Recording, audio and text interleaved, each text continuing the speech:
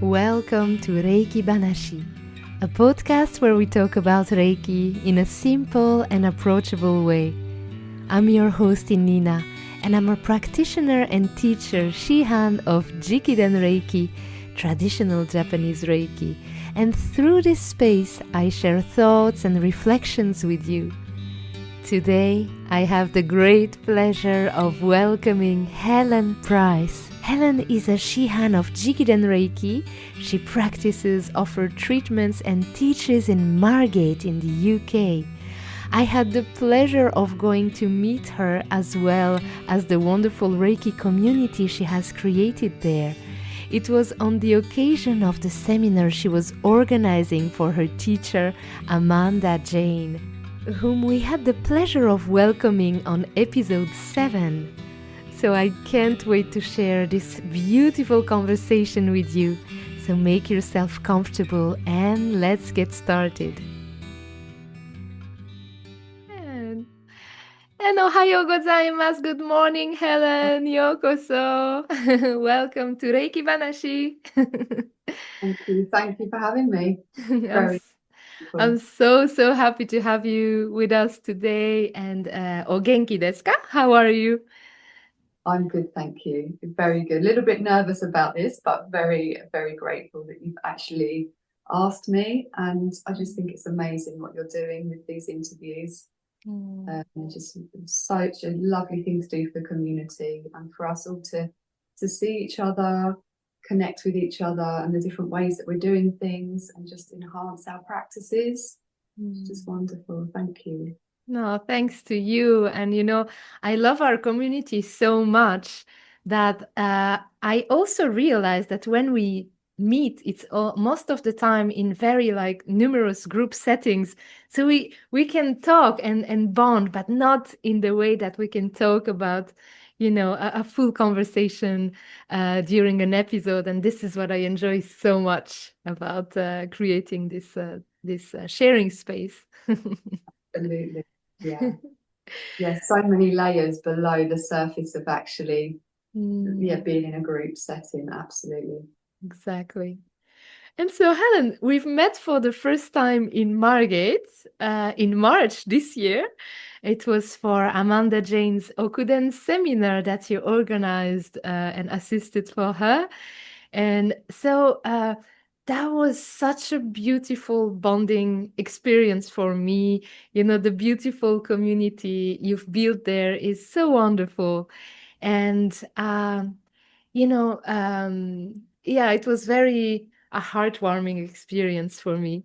And then, as if it wasn't enough, because it was the first time we've met this year, we met another time in another part of the world about a month ago in Eresos, Greece, in Frank Arjava Peter's dojo for his last Jikiden seminar. And that again was another profoundly deep experience, heartwarming as well.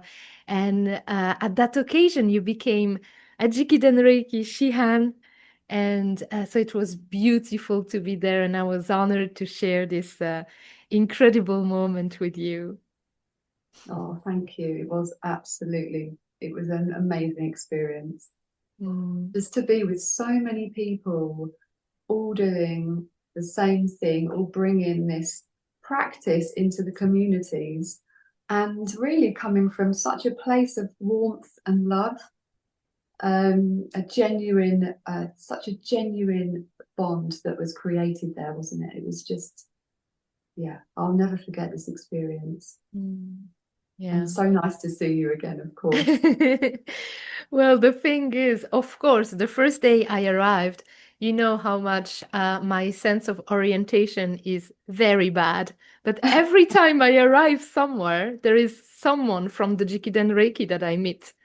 So, for example, in Margate, that was Claudia at the station that was there to guide me through. And of course, arriving in Eresos, even though I went there already, I get lost, and the first time I see is you on the street to tell me where was the restaurant we had the appointment with the group. So that was special too, no? The It was first person. really special. It's funny, isn't it? It's this alignment that happens when you're doing what you're meant to be doing. The Exactly. right people show up, but just at the right time. Yeah, Exactly. yeah, that was so funny seeing you. Mm. Oh, Yeah. And so as I mentioned, Helen, you practice, you give treatments, and you teach in Margate in the UK, right? yes, I do. Yes. Beautiful. And so maybe to begin, I would love to go back in time and to ask you if you could share your Reiki journey with us. Maybe how did you come first across the practice, and what drew you into it? So I feel this is quite relevant. When I was small, I would probably say 6 or 7, I was very interested with the feeling of the energy in my hands. So Oh. I would play with it in my bedroom. I would try to make this energy ball bigger in my hands. And I didn't really understand at the time what I was doing, but I could really feel it there. And it was like, it was just something that I was intrigued by. And then through time, I remember being at a point where I was making myself tired trying to use it. Mm. And it's very interesting because when I go back to that and then I see where I am at now after learning Reiki, I can see that it was my very act of trying to do something with it that was tiring me out. This is very big here because this was my first, me first remembering the energy in the hands as a child. Yeah. And then obviously I was at school, I was on the path of that you're led down as a child, education, find a job, being a teenager. And I felt like I forgot I forgot about this energy in my hands. And then when I was working in London, I had quite a very busy, hectic job in advertising, but I'd always find a place to go and meditate. I'd always find or seek out somewhere that was going to allow me to be still. So I was meditating a lot. I came across different styles of yoga, meditative yoga, not just like yoga, physical yoga. Yeah. And I practiced these things, working a little bit with clearing the system of blockages, but with hands kind of not touching the body, all these different modalities. And then I went to India, and Reiki was quite a big thing in India. So I dabbled a bit in India, so in Goa and then Rishikesh. Oh. There was a lot of people taking certifications and Yeah. coming back to the UK, and something didn't feel right. There was something about it that I loved. I loved sitting and putting my hands on somebody. It was like coming home to myself. Yeah. So I knew that that was something that was part of who I was and who I should be. But I hadn't found the right teacher to teach me this. Right. There was something missing. Yeah. There was a lot of emphasis put on collecting of all these complex symbols. And there was like a root. It felt like there was a root missing, a root of understanding or a core. And I'm not going to say that in a negative sense towards the people I was with or learning from. Of It was course. probably where I was at the time too, that I wasn't ready to completely dedicate and immerse myself because I just wasn't ready. But again, it was little messages. It was picking up more skills, understanding another thing that I wanted to do, and how was that going to integrate, and do I need a certificate for it because I knew it's there already. Yeah. And then coming back to the UK, having my child, having Ellis, and being married, and all of this kind of another distraction in life. And then coming out of the other side of that, then dedicating some time for me to have treatments. So I was very lucky that there was a couple of ladies in the area practicing Reiki. And one particular lady I was receiving physical massage treatments from was building the Reiki gently into my treatments. And I was over time that I was coming home and I wasn't eating and drinking the same things. My mind wasn't wanting, or my wasn't craving the things that I had been. Yeah. And I realized that this was for the benefit of my whole system. So I was like, oh, I don't really want that anymore. That's interesting. Oh, I don't really fancy that either. And I started to live more in alignment with a healthier way of being. And so that came quite naturally, like it wasn't like a dramatic change, right? Or no, nobody had told me this would happen. I remember feeling it when I was really more deeply into like a specific meditation practice I'd been doing in London. I remember finding it more difficult to keep up with like drinking with work colleagues, for example. I didn't drink as much as I used to. There's that kind of thing. But this was a bit different. This was definitely noticeable to the point where I was like, there's something in this Reiki. There's something that I just knew there was something in it. And then I had a dream about a Japanese lady, an old Japanese lady. She was in my dream. And I went online. I remember it so clearly that I woke up the next day and I was Googling old Japanese women, or that Google search that I put in. But Chiyoko Sensei came up in relation to a Reiki course taking place in Tunbridge Wells. This is incredible. So strange.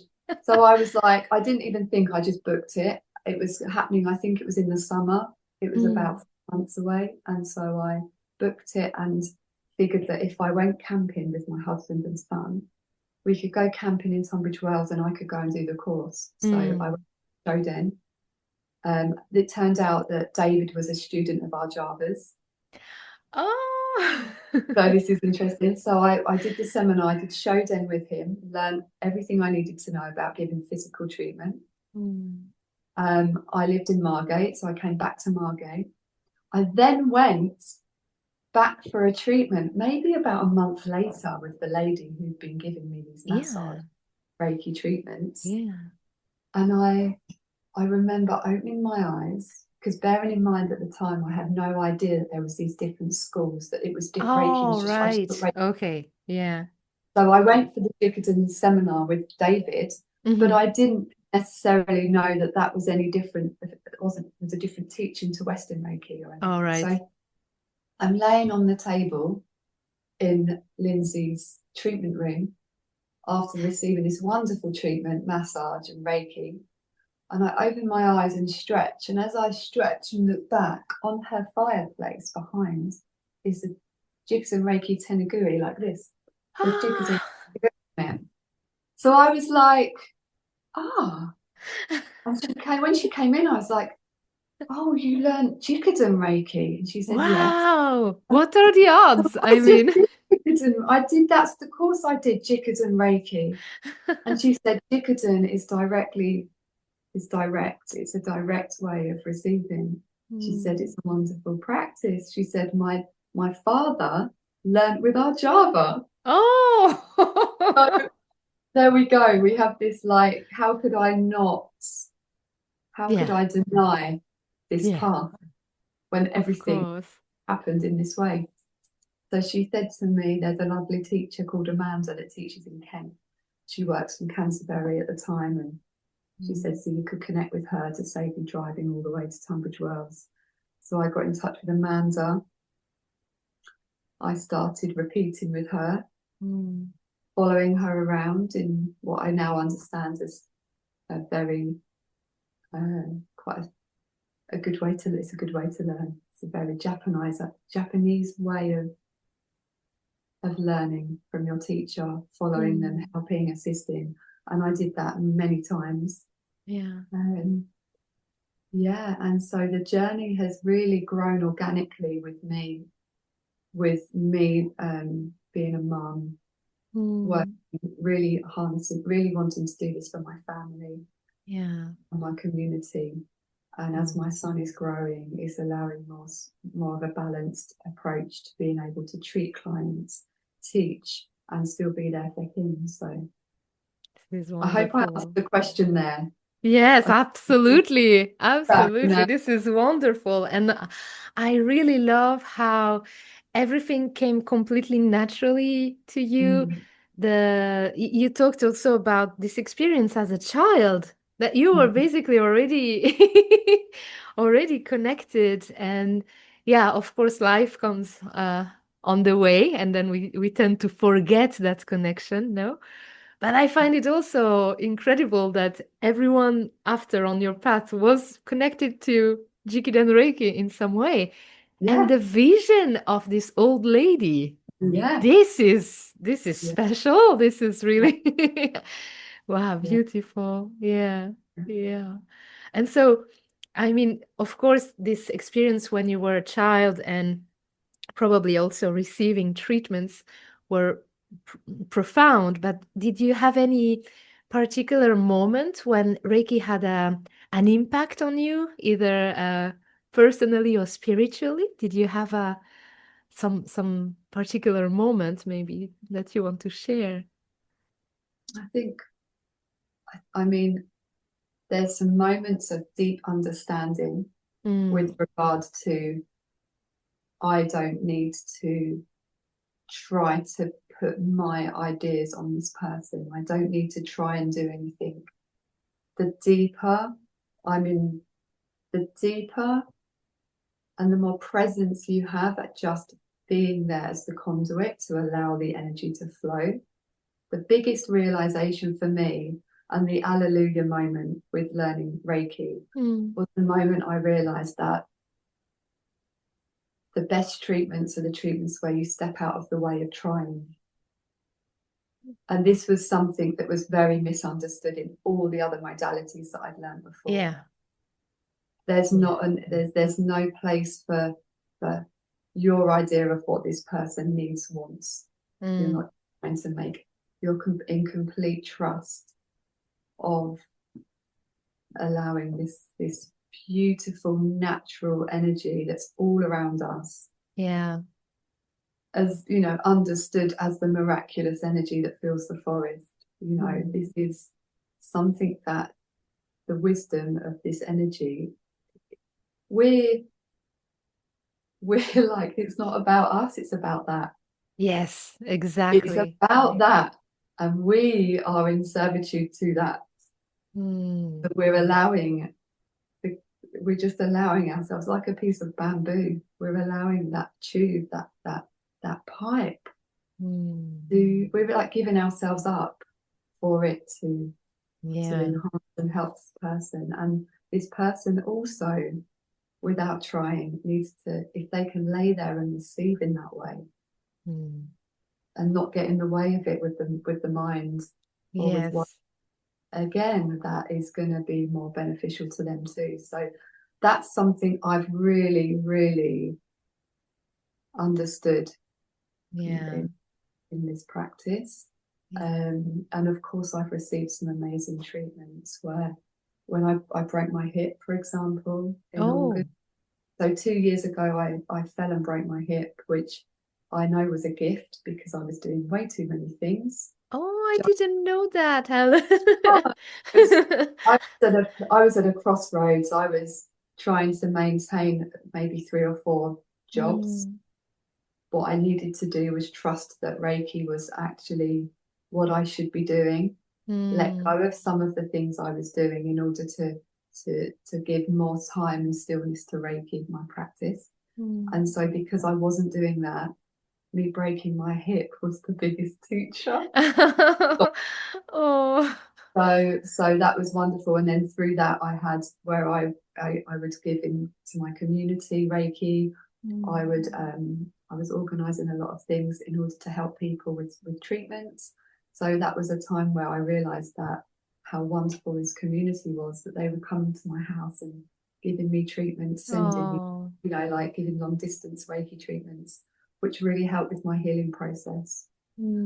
So yeah, some really, beautiful. really Wonderful. wonderful, and meeting everybody as well, of course.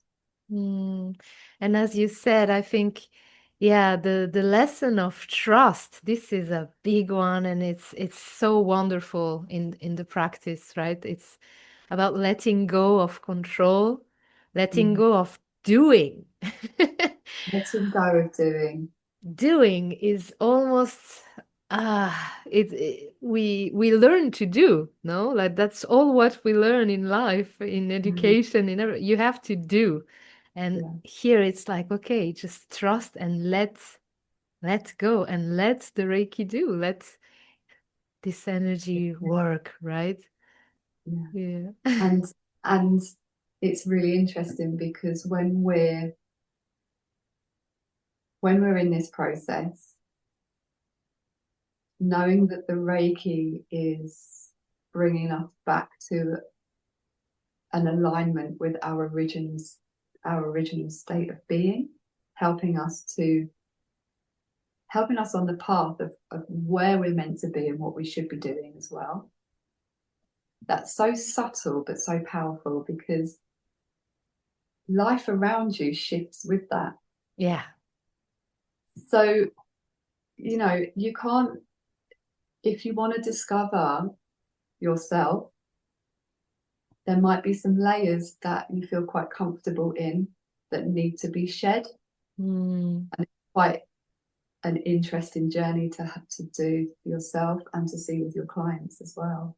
mm, It's beautiful. it's a bit of work involved, but it's always for the benefit of the whole. It's not just for the benefit of you, it's for the benefit of your whole constellation, your whole family, your whole. And it can be difficult sometimes because, like we say, we get comfortable in a certain way of being, but one day it's going to come knocking, so you might as well get it sorted now and look at it now. That's how I see it. Yeah, absolutely. I remember when I broke my hip, as they were taking me off in the ambulance, I felt such peace. It was the strangest feeling. I felt the earthly fear and worry of, oh my God, I can't drive my car. I'm not going to be able to Mm, clean the house, and I've got work. But at the same time, I felt this beautiful, loving sense of, this is meant to happen. yeah. This is meant to be. And within that, it's going to be okay. And then you just adjust. And I wouldn't be without Reiki. I don't know. Reiki's helped me on so many levels, with a little headache, from a little headache to my child injuring himself out in a park, where you can just sit with that and help. And yeah, Yeah, it really yes. comes like a second nature, because it is actually our nature, isn't it? Like this is the thing. And it's our nature, and it is nature. It is. Oh, yeah, it's beautiful that you said it's not affecting only uh, how can I say, it's not only for you, it's also all around you. You would feel a slightly organic change Mm, happening, a shift, we could say, but also like peeling off a lot of layers, right? yeah, absolutely. Hmm, Yeah, wonderful.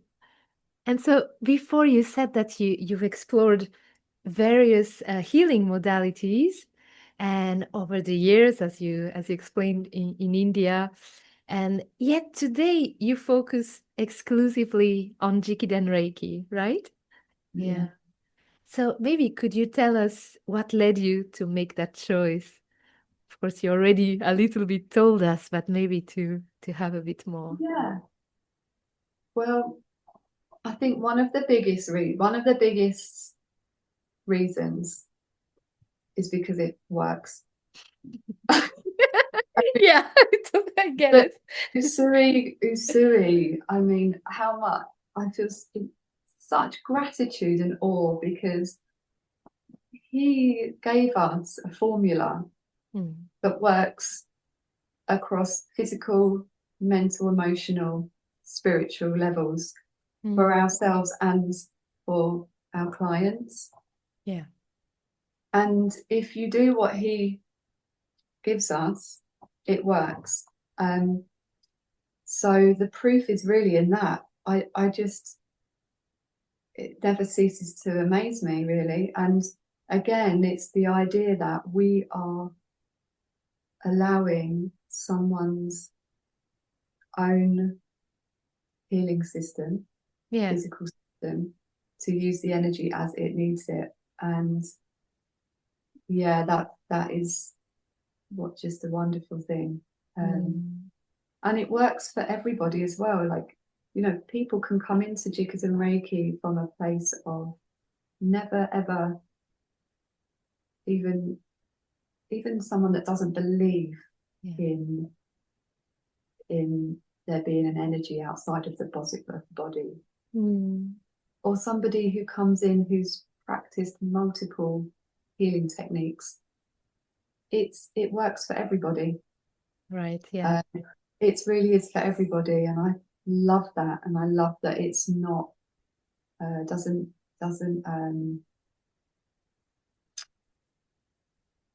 distinguish. You know, it doesn't matter what religion you come from, what background you come from.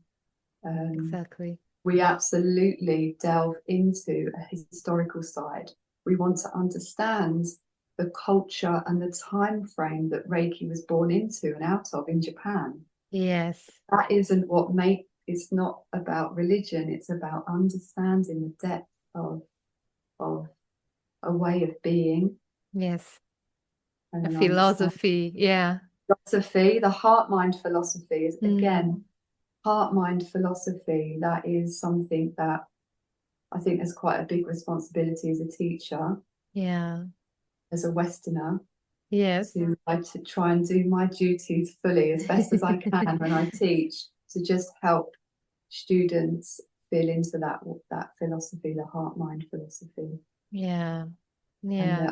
And the underpinnings. Jikuden's so good at, you know, all the teachings, everything we teach is underpinned by facts, knowledge, by research, by Yeah, I'm thankful that you mentioned that cultural part and the philosophical part. Of course, Reiki was, I mean, the Reiki Ryoho, as taught by Hayashi Sensei, Usui Sensei, was born in Japan, right? Like it. So taking out the culture out of it is almost making a disservice to the practice, right? Like it helps deepening the understanding of the practice when we try. It's not that we have to live that way, but at least trying to understand the culture can really deepen the practice, I think. yeah, absolutely, because we all come from, you know, no matter what culture, what religious background, we're coming to this. We just open different doors. Yeah. Just a different way of opening a door to get to this state of love, conscious, however you want to call it. But it's a really, really wonderful technique. It is. So I really, I feel in awe of the formulas and the kanji characters from those times, and the depth of meaning within them, held within them. Yeah, absolutely. Right. And so as we're talking about the cultural aspects, that leads me a bit to the next question. That is, did you encounter or what are the most common misconceptions that you've encountered about Reiki, and how do you usually respond to clarify them? It's interesting. so many questions. Again, I find it quite, I love having questions posed in seminars. And it's trying to respect that everybody's way of understanding things has a place. We're all on our individual journeys. Some of the biggest questions I've had are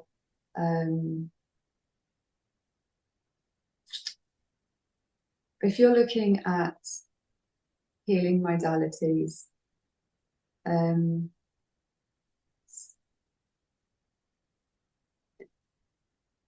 I guess what we've covered it earlier, step getting in the way of it, the ego getting in the way. There's that idea of like, please don't try and put exactly into this person, you are just exactly and it's giving up the ego. Obviously there's that side of it that we talk about, but there's also certain modalities that get things done, so to speak, get things done quicker. So people might say, oh well, if I do this or that, it's just gonna, it does it in an instant, and I respect that wholeheartedly. Like a quick fix, like something that has to be okay. Which is wonderful. That's wonderful. Because we all have different gifts as well. So some people can see energy and they can see a particular area. With Jikiden Reiki, we're really harnessing and feeling into our hands so that we can measure with hands. But sometimes with a quick fix, that's not always what's right for the person laying on the couch. Sometimes a client needs to gently feel into something and release in us in a way that's in alignment with them. So I always come back to that, because that for me is very reassuring for the client as well, to know that if something's ready to move within them, they will know that within themselves, and that will happen in their own time, rather than it being pushed, pulled, whatever, out. I would say the body also enters in collaboration with the healing process, right? So if the body isn't ready for something and is pushed to do it, it can also, it can also, how can we say that? Be too strong for the body and the mind, maybe to process. That's the thing, right? Yeah. And with regards to, like, there's this bit of me that wants to say something. It's just trying to put it into words. As with this work is such deep work, you can sometimes struggle to put what's going on into words. But you know, if you're going to grow a seed, you're going to have, the soil needs to be nurtured. It needs to grow fully. It has to have the correct environment. And I think that's why with Reiki, it might be a slower process for some, because it's slowly creating an environment for whatever needs to take place for that person to take place.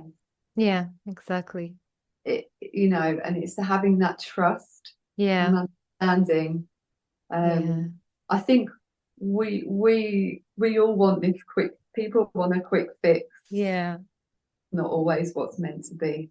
But then is the interesting thing is, with the quick fix, will it last long? Right? Like, will we have the quick fix, but then will it come back again and again and again and again? Where maybe with Reiki we will go slower but organically, and then it will last. You know, as you said, for the seeds, right? The soil, the water, the environment. Yeah, and it is very much, again, about being in the body and being present to what's happening rather than escaping. Exactly. That's another Exactly. that's another thing. Some people, and that again, there's no judgment there. We Mm, all look for different things. Some people want like enjoy being out of the body to learn experience and do what they mm, want to do. But being here on this earth for me, I feel that sometimes the hardest thing is being in the body mm, and sitting with the things that can create dis-ease in the system. mm. Sometimes being with that, loving it back in, just giving it love is Yeah. the best way to to be in life, to be Yeah. present in life rather than escaping, trying to escape Yeah. it. Yeah. And grounded in what is it that you're living instead of Yeah, trying to escape, as you said, right? This yeah. that's a Grounding trap. in, That can yeah, be a trap, I think, because we we may see healing modalities as something that you can escape your reality sometimes. yeah, yeah. Instead, it's like face it with love, right? Yeah. And Mm. when you asked me earlier about Jikiden, I kind of feel like I've gone around the houses a bit and I'm coming back to the real essence of what I'm trying to say. And that Mm. is, it's not about, and I can feel it, like Mhm. searching up, getting, Mm. it's more being in here Embrace and it. Mm. yeah, being firm like a tree, huh? We're Mhm. rooted, but yet we stretch out. We hold that steadiness in the middle. And I feel that Exactly. that's the benefit of this. That Yeah. I've grown through the practice has grown in me for sure. Mm. Yeah. Beautiful.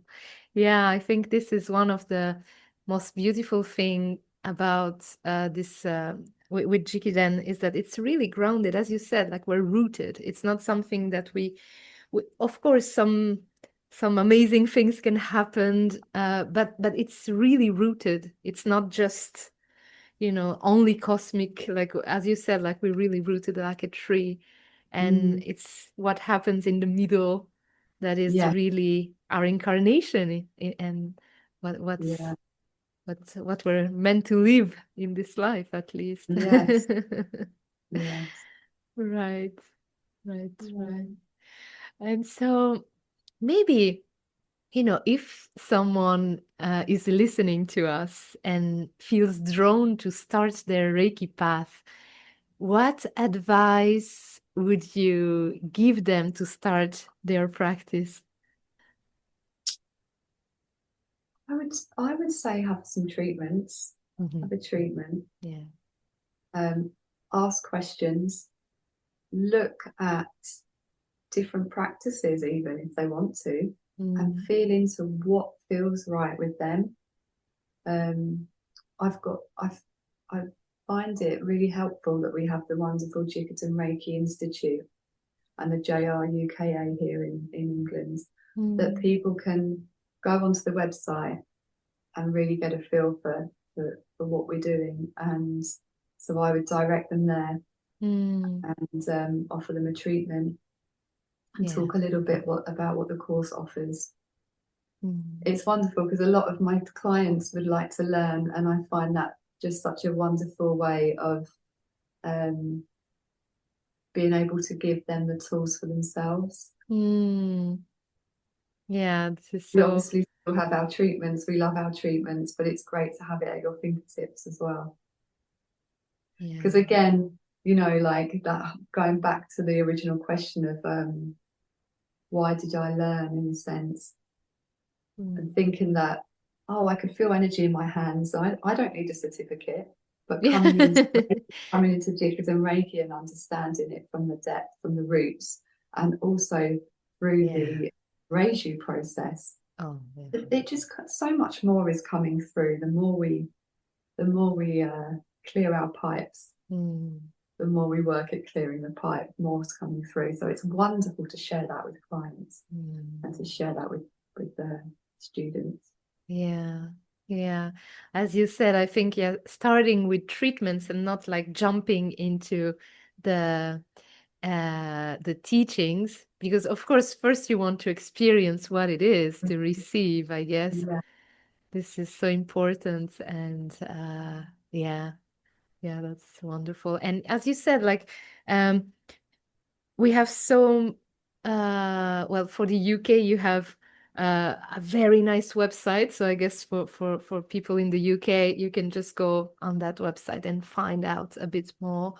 And also, well, for people that are outside the UK, because we will have also Italian and French listeners, we have also like on the NPO,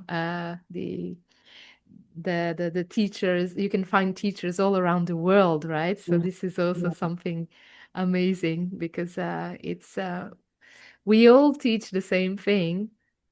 So that's that's another thing.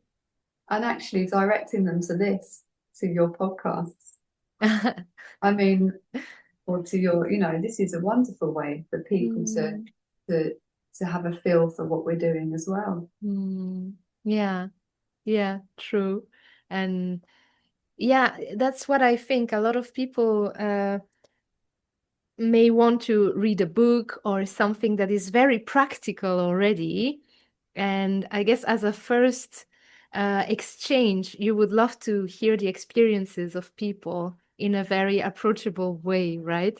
Mm. And the thing is, every person has a different experience with Reiki. So if you go in a textbook that is about how you have to use your hands and things like that as a first approach, it can be a bit um, difficult to understand, probably. So I guess, yeah, first thing would be, as you said, to try to receive and then maybe hear about other people's experience and yeah. Yeah, Yeah. and we're so lucky with the books that have been published. Oh, yeah. So the Yes. Tadau's books, the Hayashi Manual, Java, Frank R. Java Petter's Of amazing course. books, and Amanda and Silka's books. We've got so many tips, so much to offer people for reading. Absolutely. Yeah, yeah. I meant, of course, in a way that if you want to deepen what you liked in the books and you never received the treatment, probably this Yeah, is, yeah, of course. But yeah. yeah, we're very, very, very lucky to have all these wonderful books. Yeah, that's true. It's really funny. It's amazing when someone comes just for a treatment and Yeah. they get up and they say, I'd like to learn. Yeah, Yeah, exactly. This is wonderful. I'd like to learn. yeah, Yeah. I'd like to learn.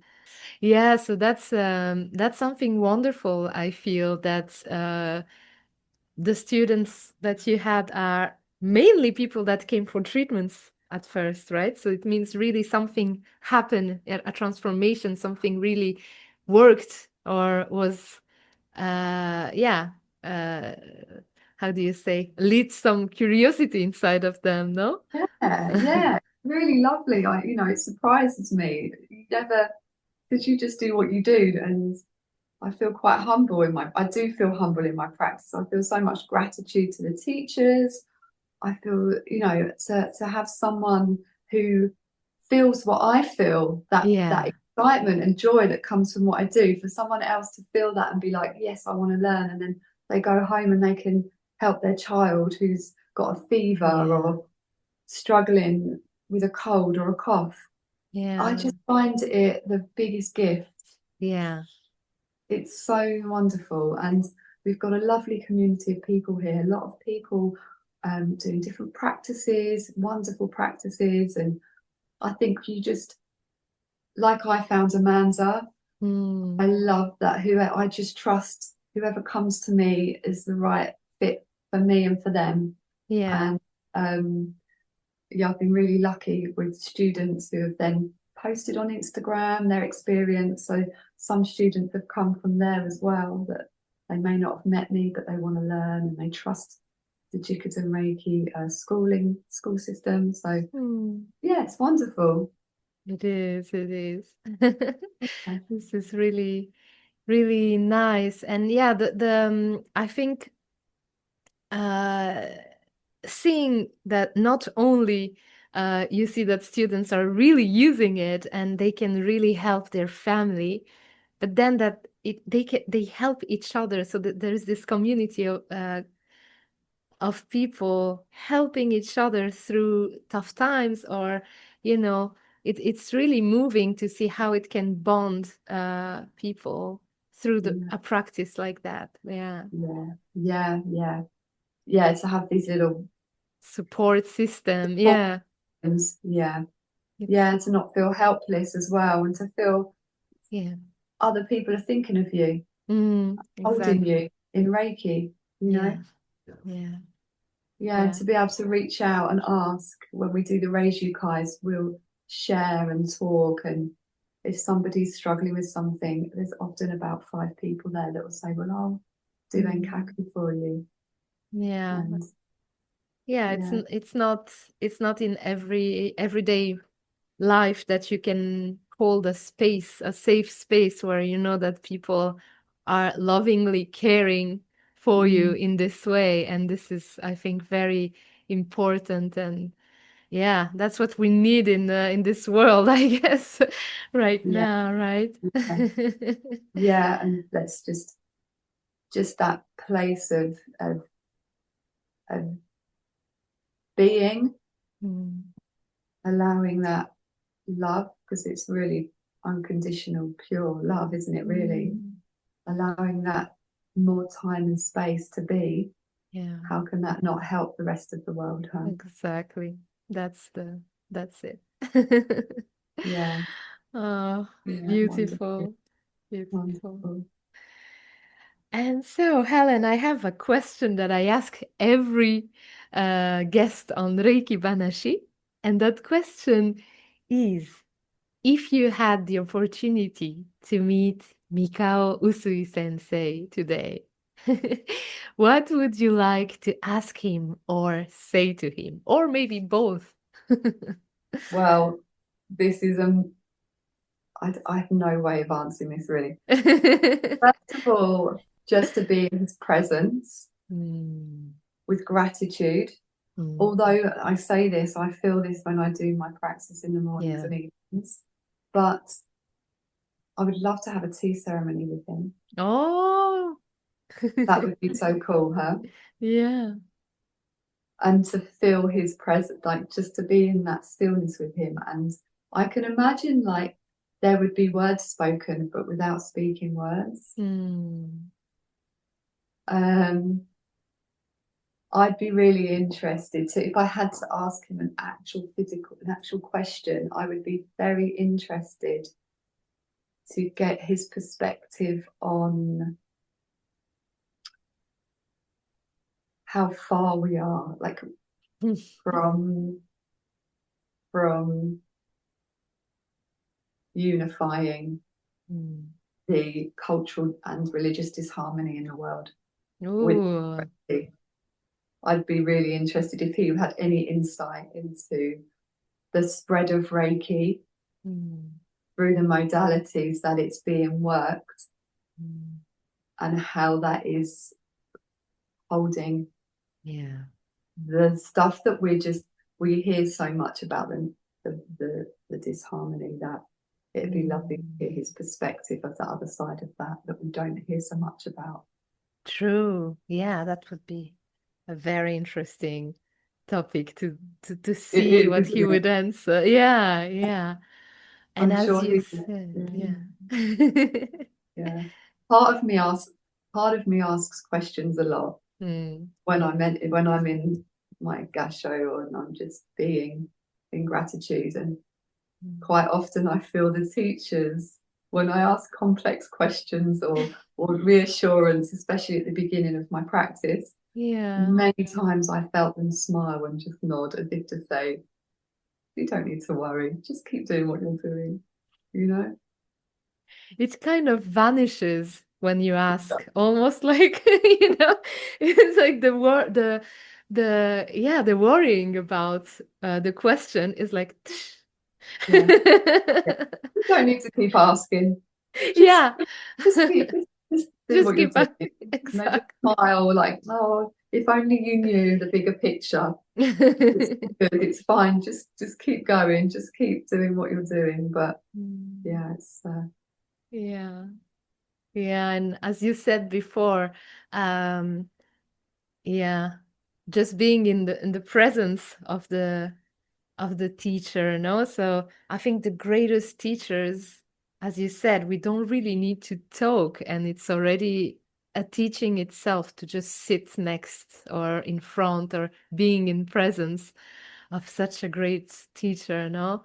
Mm. And yeah, so I can imagine, yeah, that would be wonderful. Even like, I mean, somehow that's what we do in our practice as well, no? It's like feel this presence. Yeah. Um, but yeah, I mean, in the body, that would be also quite Yeah. an interesting experience. Yeah, Yeah. beautiful. And it's a funny idea, isn't it? I think in Japanese culture, it's not the done thing to be asking. You know, Mm, you sit with gratitude, yeah. and that's what I've really found to be a wonderful practice. Just to Mm, be in that gratitude. yeah, absolutely. Kansha. Yeah. Yeah. Gotcha. Wonderful. Oh, Helen, we're slowly going to the end of the episode. But is there anything we haven't touched and that you feel called to share with us before we close? I think we've We did quite a we covered quite a wide yeah, range. sure when we finish something will come up, but Mm. um no, I just hope that yeah, I hope that this has been okay and Of been course. been a wonderful conversation to have with you. It Mm. feels wonderful, doesn't it, to talk to someone about this. We do our work and not always get the time to sit and chat in depth about Mm. how we got here and Yeah. we really remember back into to what led us to where we are now. So thank you for that. Thank you. Thank you, Helen. And I think it's so inspiring for me to see the path of everyone, and every single path is always interesting and inspiring. I mean, you know, as I said in the beginning of the episode, like we don't get to go in that depth when we're in a group session, even though we go in depth in so many other ways. Yes, But I love that, like to know more about each one of us, and so that we can hold this space and really honor also our journey. absolutely. Right. Yeah. All right, Helen. So before we say goodbye, if people want to reach out to you or find you, what's the best way to do so? You have a website. I saw beautiful website. Yeah, I had a wonderful website. Amanda Jane designed this for me. Oh, did she? She's very good at these things. So yes, Oh, so she helped me to, well, I asked her to do that for me. So I have my website, reikiformindbodysoul.com. And okay. then I'm on Instagram and Helen Price, and Facebook, Helen Price and Reiki for Mind, Body, Soul. So any Perfect. message or reach out at any time. And yeah, I, Perfect. I'll make sure to include all the links in the episode notes down oh, below. And yeah, Helen, thank you. Thank you so much for this wonderful conversation. I really enjoyed it so much. And I would like to thank you so much for all the love and care you give to our Jikiden Reiki community, and for creating such a beautiful community in Margate, where I felt really immediately part of the family, as I told you by message. At the moment you open your door, I felt like, oh my God, I'm home, and that's so wonderful. So that's, yeah, what we touched in this episode, like a part of the treatment side and the practice of treatments that is also phenomenal, but this care that you give to the community, this is to me the spirit also of Reiki, in alignment with the Gokai. And so thank you so much from the bottom of my heart for what you're doing. Thank you so much. That's beautiful. Thanks, Innina. I look Thanks forward to to having you. you here again. Oh yeah, we'll meet again soon, I'm sure. But I don't know where in the world this time. No, Who knows where we're gonna meet next yeah, time? who knows? Thank you so much, Ellen. ありがとうございました。Thank Take care. you. Thank you. Bye. Bye. Thank you so much for listening. And again, thank you so much to Helen. If you'd like to keep exploring these topics with me, you can find me on Instagram or on my website. And if you want to dive deeper or learn more, all the links are in the show notes. And if you enjoyed what you heard, feel free to share my podcast with someone you think might be interested. Your support and your time means so much to me. I'll see you very soon for another episode, and in the meantime, take care. ありがとうございました。